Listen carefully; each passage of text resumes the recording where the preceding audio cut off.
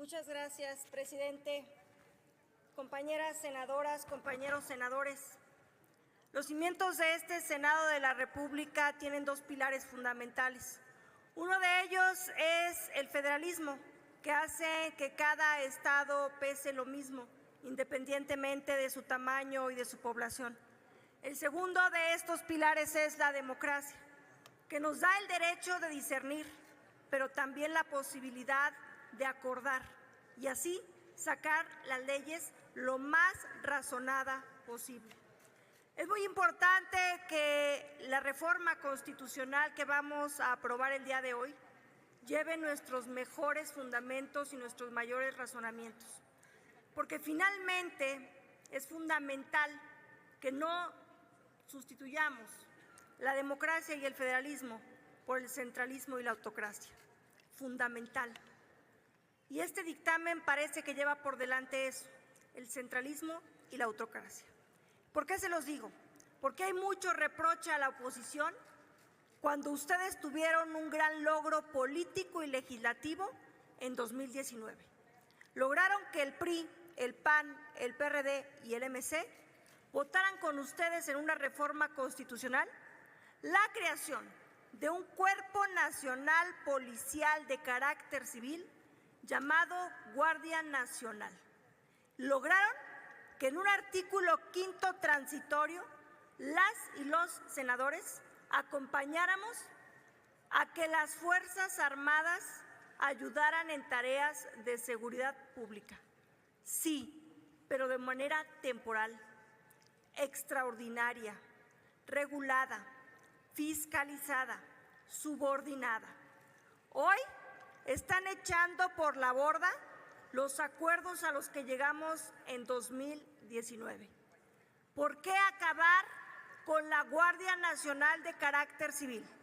En todos los artículos en donde se mencionaba que la Guardia Nacional es de carácter civil, deja de serlo en este nuevo proyecto. En todos los artículos en donde se mencionaba que la Guardia Nacional era un cuerpo policial, deja de decir que es policial para convertirse en una fuerza de seguridad. Y ojo, esto es muy importante porque son dos conceptos distintos. Es importante que ustedes sepan que el Código Nacional de Procedimientos Penales y la ley del Secretariado Ejecutivo del Sistema Nacional de Seguridad Pública dan facultades puntuales y específicas a los policías en materia de ser primer respondiente, guardianes de custodia, elaborar el reporte policial, pero en este nuevo proyecto la Guardia Nacional deja de ser policía. Ojo, pasa a ser un cuerpo militar. No quieren civiles ahí. Incluso el 6º transitorio dice que todos los integrantes que están actualmente en la Guardia Nacional, pero que provienen de la Policía Federal, se van a ir a la Secretaría de Seguridad Pública y Protección Ciudadana. No pueden quedarse en la Guardia Nacional. ¿Por qué? Porque la Guardia Nacional solo va a tener integrantes de origen militar, tendrán fuero militar, tendrán adiestramiento militar. Sí dice que tendrán una capacitación policial, ciertamente, pero tienen fuero militar. Tenemos un pequeño problema, que les dan la capacidad, junto con el Ministerio Público en la conducción, de investigación.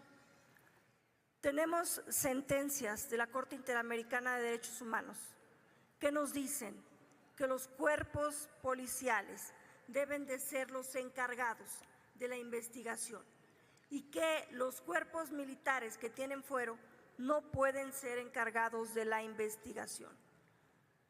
Rosendo Radilla, Paola Alvarado, Valentina Rosendo, no solamente son nombres de personas, no solamente son historias, son sentencias de la Corte Interamericana de Derechos Humanos contra México por el mal uso de las Fuerzas Armadas en tareas de seguridad pública.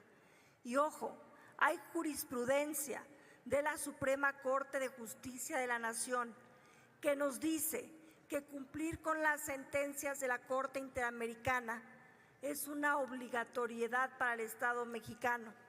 Y además de eso, es nuestra responsabilidad utilizar como criterio orientador dichas sentencias para el marco regulatorio.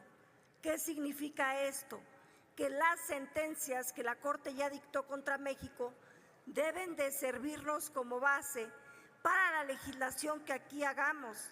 Y les quiero decir algo, lo que hoy estamos votando va en sentido contrario de lo que dice la Corte Interamericana de Derechos Humanos.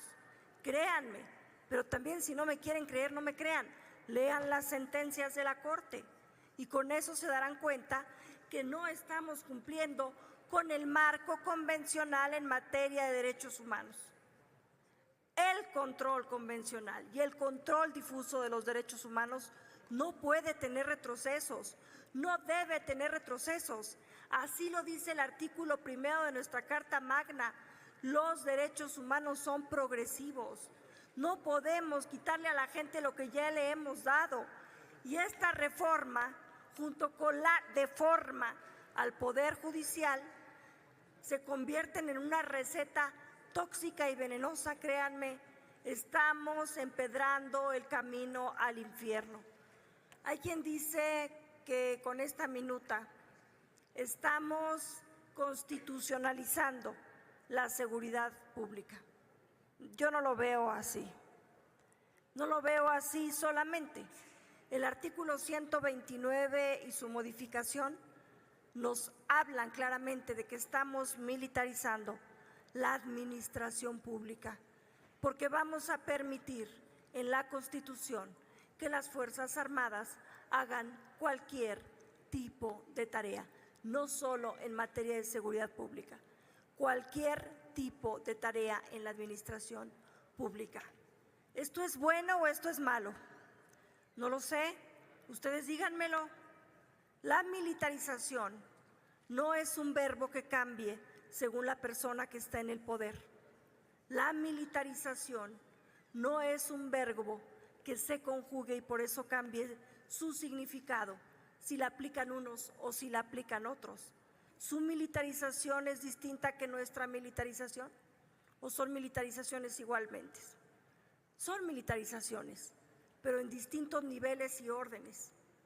Recuerdo la primera vez que se puso frente a mí la posibilidad de abrir la puerta a los temas de la militarización. Fue en la Ley de Seguridad Interior. Y pensé, ¿están pidiendo en las entidades federativas la ayuda de las Fuerzas Armadas en tareas de seguridad pública? Sí. ¿Qué controles civiles estamos poniendo sobre esta legislación? Primero que nada, que era una reforma secundaria. Y yo sabía que después de eso todavía tenía como frontera la Constitución, la Corte y el control convencional y las convenciones de derechos humanos. La reforma fue tirada por la Corte. Son los controles y los mecanismos que nos hemos dado para salvaguardar los derechos humanos. Con las modificaciones que estamos haciendo en la Constitución, nos estamos dejando sin posibilidad de defensa.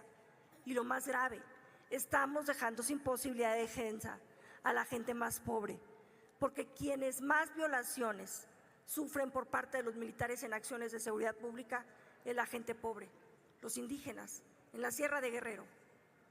Toda esa gente se va a quedar en la indefensión. No debe de ser así. Yo estoy a favor de la Guardia Nacional como Cuerpo Nacional Policial de carácter civil.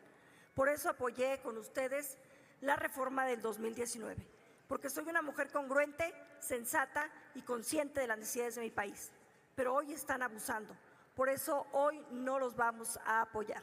Hoy no los vamos a acompañar, aun y cuando reconocemos la gran tarea de las Fuerzas Armadas en este país. Pero principalmente reconocemos la mística fundacional de las Fuerzas Armadas, que son cuerpos creados para la defensa nacional y no para que los usemos como si fueran cualquier cosa. Ojalá que la reflexión entrara a nuestras cabezas.